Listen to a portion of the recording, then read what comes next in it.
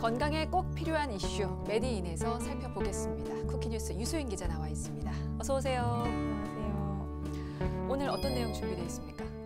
의료계에 만연한 갑질 문화 하면 어떤 게 가장 먼저 떠오르시나요? 많은 사람들이 태움 문화를 떠올리실 텐데요. 최근 몇 년 동안 병원에서 환자들이 치료를 잘 받을 수 있도록 돌보는 역할을 하는 이 간호사들이 스스로 생을 마감하는 사건이 지속해서 발생한 가운데 그 원인으로 태움 문화가 꼽히고 있습니다. 이런 태움 문화에 대해 끊임없이 문제제기가 되고 있지만 그 근본적인 원인이 사라지지 않아서 여전히 많은 간호사들이 괴로움을 겪고 있는 실정인데요. 무엇부터 개선해야 할지 그 문제점들에 대해 얘기 나눠보도록 하겠습니다. 네. 신규 간호사 그리고 간호조무사는 물론이고요. 간호조무사 실습생들까지 이런 태움 문화가 대물림되고 있는 실정이라고 알고 있습니다. 일련의 여러 가지 사건, 사고들로 인해서 많은 변화가 일어났다고는 하지만 그래도 여전히 많은 부작용들이 있고요.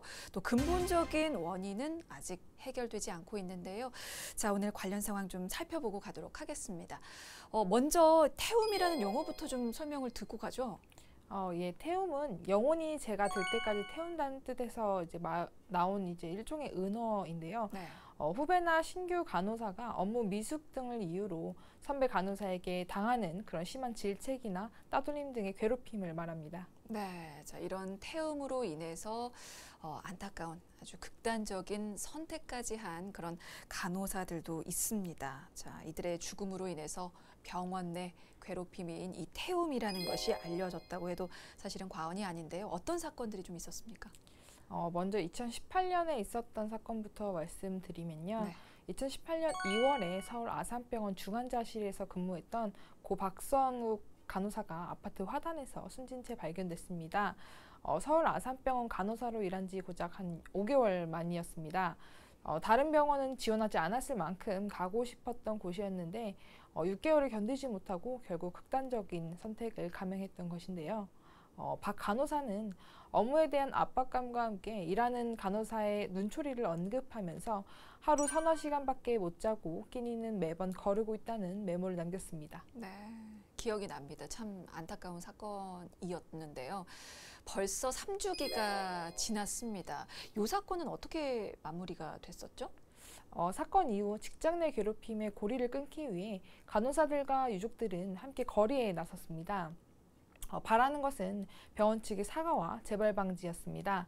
하지만 당시 경찰은 병원 내에서 태움이라고 불리는 폭행, 모욕, 가혹행위 등의 증거를 발견하지 못했다며 혐의 없음으로 내사 종결을 했었습니다. 경찰 측에서는 혐의 없음으로 종결을 했지만 근로복지공단 그리고 법원의 판단은 달랐다고요? 예, 그 서울 동부지법은 박 간호사의 유족이 병원을 상대로 낸 손해배상 소송에서 병원 측이 유족에게 3,900여만 원을 배상하라고 지난해 판결했습니다. 네. 재판부는 그 신입 간호사인 박 씨에게 적절한 교육 없이 과중한 업무를 맡겼고 이로 인한 압박감과 피로가 더해져서 자살에 이르렀다며 이를 예측할 수 있었던 병원이 보호 의무를 다하지 않았다고 설명했습니다. 이 병원 측의 40%의 책임이 있다고 판단했고요. 근로복지공단의 판단도 마찬가지였습니다. 공단 측은 2019년 박 간호사의 사망을 산업재해로 인정하며 적절한 교육 체계나 지원 없이 과중한 업무를 수행해 피로가 누적되고 우울감이 증가해서 스스로 목숨을 끊었다고 결론을 내렸습니다. 네, 사실은 그 어떤 배상도 이 박 간호사의 죽음을 대신할 수는 없습니다. 하지만 이 사건으로 인해서 태움 문화가 많은 사람들에게 알려지게 됐고요. 그리고 그 이후에 또 벌어질 수 있었을 태움 관련한 아주 많은 사건들을 또 미리 막을 수 있었던 그런 계기가 되지 않았나라는 생각은 좀 들어요. 태움으로 인한 사건은 이듬해 또다시 이어졌는데요. 네. 2019년 1월 서울의료원에서 근무했던 고 서지훈 간호사가 자택에서 약물 과다 투여로 숨진 채 발견됐기 때문입니다. 극단적 선택을 한 서지훈 간호사의 유족들은 평소 그녀가 직장에서의 괴롭힘을 호소했다고 알렸는데요. 오늘 밥 한 끼도 못 먹었다. 오늘 물 한 모금도 못 마셨다. 커피 타다가 커피가 넘쳐서 혼났다라고 하는 등 그 살아생전 가족들에게 보낸 메시지에서 괴로움을 고스란히 느낄 수 있었습니다. 슬리퍼 끄는 소리조차 눈치가 보여서 새 것으로 이제 갈아 신을 정도였다고 하는데요. 이 병원에서 일한 지 5년 됐는데 유서에는 나 발견하면 우리 병원 가지 말아줘 라는 말과 함께 병원 사람들 조문은 받지 않았으면 좋겠다라는 이제 말을 남기기도 했다고 합니다. 그 태움이 이 서 간호사의 사망의 주요 원인으로 이제 지목됐던 이유이기도 합니다. 얼마나 괴로웠으면 네, 병원 측 사람들의 조문을 받지 않겠다라는 내용까지 남겼을까요? 서 간호사의 사건은 산업재해로 마무리가 됐습니까? 예, 그 사건 이후 유족과 노조의 추천으로 구성된 그 진상대책조사위는 그 서 간호사가 근무했던 서울의료원에 대한 조사를 이제 벌였고요. 2019년 9월 서 간호사의 죽음은 직장 내 괴롭힘으로 인한 것이 맞다고 결론 내렸습니다. 또 근로복지공단 역시 고 서지훈 간호사의 유족이 제출한 그 유족급여와 장애비 청구 사건에 대해서 업무상 질병판정위원회의 심의를 거쳐서 업무상 질병으로 인정했다고 밝혔습니다. 네. 자, 이렇게 두 사건 들어봤습니다. 2018년 고 박선욱 간호사 그리고 2019년 고 서지훈 간호사의 죽음 이후에 정부 그리고 의료계에서는 이 태움 문제 해결을 위한 노력을 지속해 온 것으로 알고 있는데요.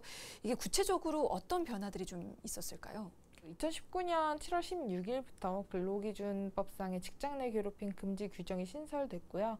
또 직장 내 괴롭힘, 고객 폭언 등으로 인해 업무상 정신적 스트레스가 원인이 돼서 질병이 발생하는 경우에도 산재 보상을 받을 수 있도록 하는 개정 산업재해보상보험법도 효력이 이제 발생하게 됐습니다. 네, 직장 내 괴롭힘 금지법이 새로 생겼습니다. 이것도 좀 구체적으로 살펴보고 가도록 하죠.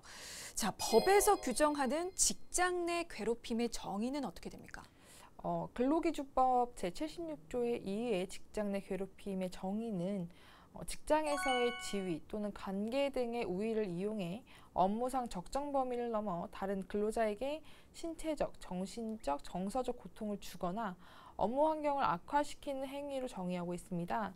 그래서 사용자든 근로자든 이러한 직장 내 괴롭힘을 하지 못하도록 금지하는 내용을 담고 있습니다. 이런 규정은 병원뿐만이 아니고 어떤 회사든지 공통적으로 적용이 되는 거죠? 예, 그 상시 근로자 5인 이상 사업장에 적용되고요. 상시적으로 10명 이상의 근로자를 고용한 사용자는 직장 내 괴롭힘의 예방과 발생 시 그런 조치 등에 관한 사항을 취업 규칙에 반영해서 이를 고용노동부 장관에 신고해야 합니다. 업종과 상관없이 어떤 회사든지 규모에 따라서 적용이 가능한 거고, 만약에 이 규정을 위반하게 되면 어떤 조치가 취해지게 됩니까? 이를 위반할 시에는 500만 원 이하의 과태료가 부과됩니다. 사용자는 그 직장 내 괴롭힘 발생 사실을 신고받거나 인지하면 지체 없이 이제 조사해야 하고요. 만약 직장 내 괴롭힘이 확인되면 그 행위자에 대한 징계 등 그런 적절한 조치를 취해야 합니다. 또 괴롭힘을 신고했다는 이유로 신고자에게 불이익을 준다면 3년 이하의 징역 또는 3천만 원 이하의 벌금에 처해지게 됩니다. 네. 자, 이렇게 직장 내 괴롭힘에 대한 처벌 그리고 예방에 대한 부분이 법으로 확실하게 명시가 돼 있습니다. 자, 이렇게 직장 내 괴롭힘 금지법이 시행된 지 곧 2년이 되어 가는데요. 의료계의 태움 문제를 해결하는 데는 어느 정도 좀 성과가 있었을까요? 어떻습니까? 예, 그 오선영 보건의료노조 정책국장에 따르면요, 이제 2, 3년 전 태움이 이제 사회적 이슈로 조명된 이후 직장 내 괴롭힘 방지법이 나왔는데 이제 그게 현장에서 제대로 작동하고 있는지 확인하기 위해 최근 노조가 간호사, 간호조무사 등을 대상으로 설문조사를 이제 진행했다고 합니다. 그 결과 갑질과 태움 등의 행태가 줄었다는 비율이 높았다고 이제 오 국장은 밝혔습니다. 네, 갑질, 태움 등의 행태가 많이 줄었다. 라고 발표를 했습니다. 하지만 현실은 좀 많이 다르다고 하던데요. 그 건강권 실현을 위한 행동하는 간호사회 그 행간에 따르면요, 직장갑질 119와 공공상생연대기금에서 직장인 1000명을 대상으로 진행한 조사 결과 직장 내 괴롭힘을 경험했다고 응답한 비율은 32.9%로 지난해 36%보다 감소하긴 했지만 직장 내 괴롭힘을 경험했다고 응답한 사람 중 그 68.4%는 참거나 모르는 척을 했다고 답했습니다. 그 이유는 대응을 해도 상황이 나아질 것 같지 않아서 향후 인사 등의 불이익을 당할 것 같아서가 대부분을 차지했습니다. 그러면서 이제 간호사 A씨의 사례를 언급을 했는데요. A씨는 정신병원에 근무하면서 환자를 임의로 안정실에 격리하거나 대리 처방하는 등 그런 환자의 인권을 침해하는 상황을 알게 됐고 국가인권위원회에 진정을 이제 제기했습니다. 그 뒤로 이제 병원에서 원래 병동 업무가 아닌 단순히 이제 방문객의 체온을 측정하는 업무로 이제 전무가 돼서 의자 하나만 놓고 근무해야 했는데요. 그 병원에서는 A씨에게 과소 업무를 이제 배정한 후에 병동 출입을 하지 못하도록 했고 그 업무에 필요한 물품을 제공하지 않았다고 합니다. 이는 엄연한 그 직장 내 괴롭힘이지만 이를 신고했음에도 처리 절차가 그 사업장 내에서 이루어지기 때문에 A씨는 제대로 된 조치를 받지 못했습니다. 결국 A씨는 그 괴롭힘을 견디지 못하고 사직하게 됐습니다. 직장 내 괴롭힘은 가해자가 직장 내부의 사람인데 그 신고는 직장에야 하다 보니까 이제 피해자에게 불리한 상황이 될 수밖에 없다는 게 이 행간 측 설명입니다. 이런 상황에서 대부분의 피해자들은 권고사직을 당하게 됩니다. 회사 내에서 처리가 제대로 되지 않을 경우 고용노동부에 이제 신고할 수도 있지만 근로감독관에 의해 2차 가해가 이루어지는 경우도 있어서요. 그 피해는 오로지 피해자가 감당해야 합니다. 그래서 이 행간은 게다가 이조차도 5인 미만 사업장에는 적용되지 않는다. 위의 조사 결과 그 직장 내 괴롭힘 금지법이 실제로 직장 내 괴롭힘을 감소에 이제 기여했냐는 질문에 줄어들지 않았다고 대답한 사람이 46.7%였다면서 그 직장 내 괴롭힘 금지법이 제정된 지 2년이 지났지만 아직도 이 법안이 실제로 처리되는 과정에서 한계점이 계속되고 있다고 꼬집었습니다. 네.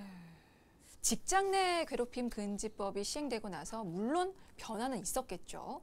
하지만 아직도 변화가 필요한 부분이 많아 보이는데 자, 이렇게 조사 결과가 말해주듯이 여전히 이런 의료 현장에서는 태움으로 인해서 취직을 포기하거나 아니면 이직을 결정하는 사례가 많다고 하는데요. 구체적으로 어떤 사례들이 좀 있었습니까? 예. 간호조무사 B씨는 그 의사나 간호사들은 간호조무사를 간호사의 아랫사람으로 보는 것 같다.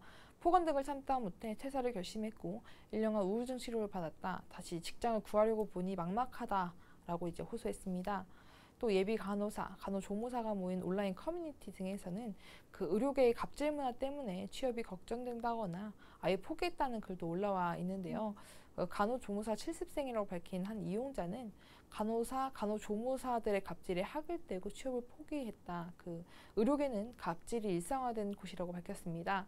간호학과에 재학 중이라고 밝힌 한 학생은 간호사 사이에서 태움이 심하다고 해서 그 취업 후가 걱정된다고 토로하기도 했습니다. 그러니까 실습생은 미리 한번 경험을 해봤기 때문에 더 두려움이 커질 수밖에 또 없을 것 같습니다.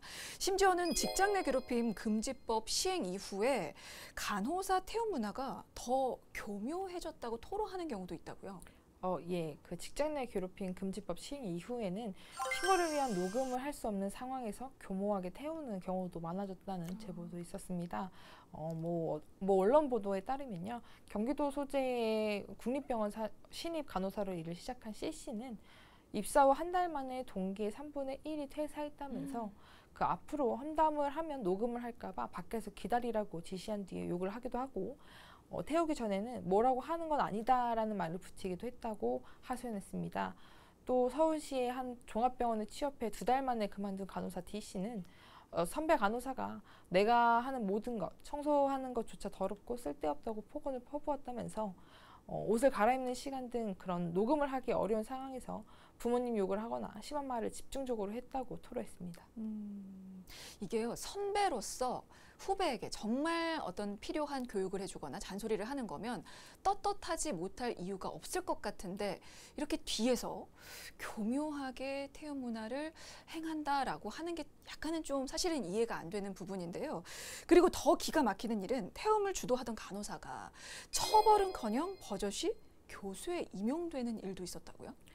예. 최근 청와대 국민청원에는 그 태움과 폭행을 저지른 그 간호사의 교수 임용을 취소해달라는 글이 올라와 그 16,000여 명의 동의를 받기도 했습니다. 네. 피해를 주장한 간호사는 그 셀 수 없는 폭언, 폭행 등을 당하는 것은 부지기수였다고 밝히면서 그 해당 교수의 임용 취소와 태움 방지를 위한 강력한 정부 대책 등을 요구하기도 했습니다. 네, 뭐 얘기를 쭉 들어보니까 이 직장 내 괴롭힘 금지법이 마련이 됐어도 이렇게 태움이나 갑질 문화가 의료계에서는 만연한 것처럼 보이는데요. 이런 상황이라면 간호사 이직률도 상당히 높겠네요. 예, 실제로 간호사 이직률이 굉장히 높은 수준입니다. 네. 전국 보건의료 산업 노동조합이 이제 최근 조합원으로 조직돼 있는 의료기관 102곳에 대해서 지난해 간호사 이직률을 조사한 결과 이직률이 가장 높은 곳은 최고 45.5%에 달했습니다. 또 병원 간호사회가 올해 발표한 병원 간호인력 배치 현황 실태 조사에 따르면 지난해 신규 간호사 이직률은 44.5%였고요. 2018년 40.7%, 2019년 45.5%로 상황이 개선되지 않고 있는 것을 좀 알 수 있었습니다. 네. 신규 간호사 이직률이 44.5%면 그러니까 2명 중에 1명은 퇴사를 하거나 이직을 한다라는 얘기인데 이렇게 이직률과 퇴직률이 높은 원인으로 태움 문화를 꼽고 있습니다. 그러면 태움 문화가 의료계에 이렇게 만연한 이유는 어디에 있을까요? 우선 그 간호조무사계는 의료계의 봉건적 문화와 환자의 생명을 다루는 그 직업의 특성이 태움 문화를 고착화시켰다는 입장입니다. 간호조무사협회 관계자는 태움은 환자의 생명을 다루는 직업 특성상 병원 내에서 당연시되던 문화다. 실수에 대해 질책하는 것도 환자의 목숨이 달려있기 때문이라며 그래서 병원에 따라 간호조무사끼리 태우는 경우가 있고 간호부가 간호사와 조무사를 태우는 경우도 있다고 말했습니다. 이 관계자는 다만 여기에는 의료계의 봉건적 문화가 뒤섞여 있는 것 같다. 의사를 중심으로 위계질서가 생기다 보니 그 간호사, 간호조무사를 이제 분업적 관계로 보지 않고 그 상하관계, 갑을관계로 보는 것이라며 직업적 특성의 근거가 갑을 문화를 이제 옹호하는 논리로 사용되고 있는 것 같다고 주장했습니다. 지금 일각에서는 이런 태움의 근본 원인이 과도한 업무 과중에서 온다라는 분석도 있어요. 예, 그 대한간호협회 관계자는 간호사 인력이 절대적으로 부족하다 보니까 그 간호사 한 명이 담당하는 업무가 과중한 상황이라며 그 선배 간호사들의 이제 그런 과중한 업무로 인한 스트레스가 많다 보니 그 신규 간호사에 대한 교육도 잘 이루어지지 않는 게 현실이다. 이러다 보니 그 후배 간호사들을 대상으로 태움과 같은 현상도 발생하는 것이라고 설명했습니다. 그 실제로 국내 간호사 한 명당 담당하는 환자 수는 매우 많은 수준인데요. 그 대한간호협회가 발간한 2020년 간호통계 연보에 따르면요. 그 한국 인구 1000명당 의료기관 근무 간호사 수는 3.8명으로 그 OECD 평균이 8.9명에 이제 좀 절반에도 못 미칩니다. 간호협회 관계자는 간호사 한 명이 맡은 환자는 굉장히 많고 현장에선 작은 실수가 환자 생명을 좌우할 수 있다며 그러다 보니 교육이 엄격하게 이뤄지는 경우가 많다. 이 과정에서 태움이 발생하기도 하는 것이라고 설명했습니다. 그러면 어떻게 보면은 이 태움의 근본적인 원인이 인력 부족 문제로 이제 좀 더 좁혀질 수가 있을 것 같은데 그러면 이 근본 원인인 인력 부족 문제는 약간 방치가 된 채 너무나 이런 직장 내 괴롭힘만 강조가 되고 있는 게 아닌가라는 생각도 드는데요. 사실 그에 따른 부작용도 발생하고 있다고요? 대한간호협회 관계자는 인력 부족 문제가 제자리 걸음이라서 업무 강도가 높을 수밖에 없다. 또 그것 때문에 태움이 발생했다는 얘기가 많아서 법정 인력이 준수되는 게 필요한 것이라며 요즘 들리는 말로는 사소한 부분들까지 신고를 해서 오히려 이제 그 프리셉터라고 해서 그 간호 업무에 대해 전반적인 것들을 알려주는 일종의 멘토를 그 사람들이 이제 역태움을 당해 어려움을 호소한다고 한다고 말했습니다. 지금 이 프리셉터가요 신입 간호사 교육을 맡고 있는 분입니다. 이게 직장 내 괴롭힘을 예방을 하고 그리고 신입 간호사들이 임상에 잘 적응할 수 있도록 지금 체계적으로 교육을 하자는 취지에서 도입이 된 건데 그러니까 태움 문화를 없애기 위해서 지금 생긴 제도가 악용이 돼서 오히려 이렇게 역태움 현상이 일어나고 있다라는 지금 얘기잖아요. 직장 내 괴롭힘 금지법 시행으로 서로 이제 조심하는 분위기가 형성되고 있지만 오히려 전수해줘야 할 것도 못하고 대화가 단절되면서 그 신규 간호사들이 그 제대로 배우지 못하고 있고 그런 상태에서 혼자 일을 해야 하는 등 그런 업무 부담이 있다 보니까 이직을 하는 악순환이 반복되고 있다고 합니다. 그러면 정리를 하자면 간호사들의 이직률 그리고 퇴직률이 높은 이유는 태움 문화뿐만이 아니고 인력 부족에서 오는 문제와도 연결이 돼 있다라고 볼 수가 있는데, 그러면 근본 원인인 이 인력 부족 문제부터 해결이 되는 게 급선무겠네요. 예, 그 업계에서는 간호사 인력 부족과 열악한 근무 조건이 그 간호사의 의료기관 탈출과 높은 이직률로 이어지고 있다고 보고 있는데요. 네. 실제로 2018년 기준 우리나라 간호사 면허 소지자 39만 5천여 명 중 의료기관에서 활동하는 간호사는 19만 3,900여 명으로 절반도 안 되는 49.1%에 불과합니다. 보건의료노조 관계자는 병원 내 신규 간호사 비율이 50% 이상이다. 중간 연차에 간호사가 없다 보니 예전에 비해 상호 보완이 어려워졌을 거고, 그래서 그 트레이닝 기간이 끝나면 일을 그만두는 사례가 지속되고 있다면서 그 인력이 부족해 여유가 없다 보면 말도 막 나가게 된다. 간호사 이직과 태움을 막기 위해서는 인력 충원 그리고 그 신규 간호사 등에 대한 교육 제도가 정착화가 되어야 한다고 강조했습니다. 건강권 실현을 위한 행동하는 간호사회도 직장 내 괴롭힘 금지법이 시행되며 그 각 사업장에서 의무 교육이 시행되고는 있지만 이를 통해 조직 문화를 새롭게 발전시켜 가기에는 역부족이라며 쉴 시간도 모자란 간호사들에게 오히려 교육은 업무 부담이 되곤 한다.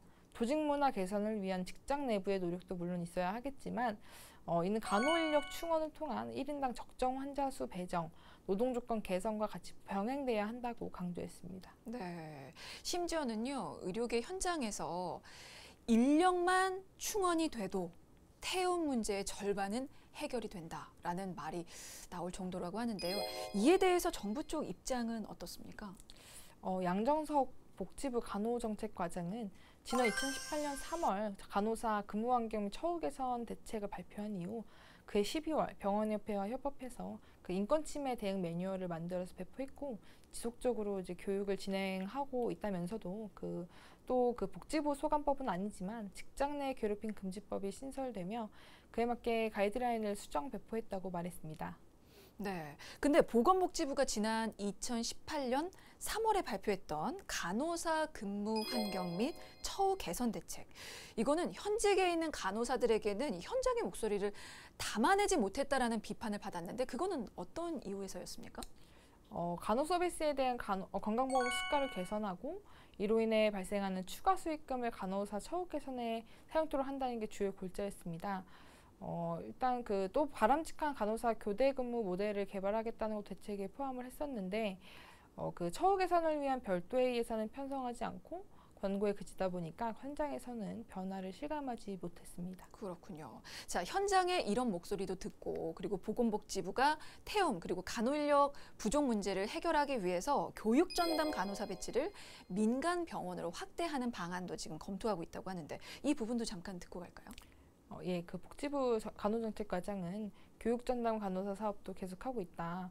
기본적으로 태움은 업무량이 많은 기존 경력 간호사가 신규 간호사를 트레이닝 시키는 과정에서 발생하기 쉽기 때문이라며, 현재는 국공립병원을 중심으로 하고 있는데 이를 민간으로 확대하는 방안을 고민하고 있다고 전했습니다. 또 그 인력 부족 문제 해결은 쉽지 않은 부분이다. 양적인 측면에서는 간호대 정원을 계속 늘리고 있지만 간호사 양성에만 적어도 4년 이상 소요돼 시차가 발생한다 하면서도 그 사이 이직률 개선을 위해 교육 전담 간호사나 간호간병 통합 서비스 등을 이제 시행하고 있지만 이를 확대하는 데 있어서는 다시 인력 문제가 맞물린다. 그래서 그 간호사의 업무 부담을 좀 경감할 수 있는 부분을 고민하고 있다고 밝혔습니다. 네, 물론 생명을 다루는 이 직업 특성상 어느 정도의 압박 그리고 긴장감은 필요해 보입니다. 거기다가 환자의 생명이 담보가 되고, 그리고 험난한 이 의료계 생활을 충분히 견뎌내면서 성장시키기 위한 선배의 배려도 좀 있을 수가 있겠는데요. 그래도 이게 어느 정도 용인되는 수준이 있습니다. 한 명도 아니고 이렇게 다수가 견뎌내지 못하면서 극단적인 선택을 할 정도라면 요거는 이제 없어져야 할 학습이 아닌가 생각이 좀 되는데요. 왜 태움 문화가 생겨났는지 그 원인이 드러났다면 이 문제 해결을 위한 근본적인 대책 이제 서둘러서 좀 마련을 해봐야 될 것 같습니다. 자, 메디인 오늘은 여기서 인사드리겠습니다. 지금까지 쿠키뉴스 유소연 기자였습니다. 고맙습니다.